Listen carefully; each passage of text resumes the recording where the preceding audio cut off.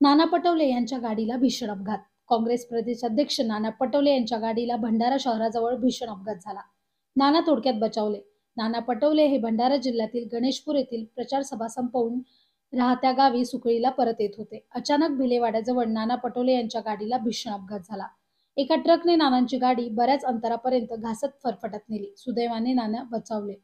स्वतःचा तसेच वाहन चालकाचा जीव वाचवण्यात नाना यशस्वी ठरले। नानांना थोड्या जखमा झाल्या आहेत, त्यावरती उपचार देखील झालेत। सध्या नानांची प्रकृती स्थिर आहे। नानांनी हा खरंच अपघात होता की घातपात, ही शंका देखील वर्तवली आहे। काल भंडारा जवळ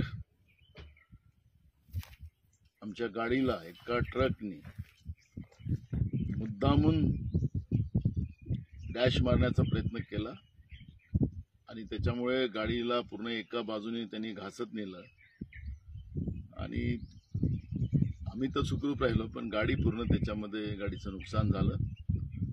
पण जनतेचा आशीर्वाद आणि या सगळ्या प्रेमामुळे आज मी सुरक्षित आहे। कुठलीही काळजी करू नये। याच्यामध्ये घातपात आहे की काय आहे ते पोलीस त्याला चौकशी करतील अशी आम्ही त्या पद्धतीची तक्रार दिलेली आहे। नवनवीन बातम्या बघण्यासाठी आमच्या चॅनलला सबस्क्राइब करायला विसरू नका।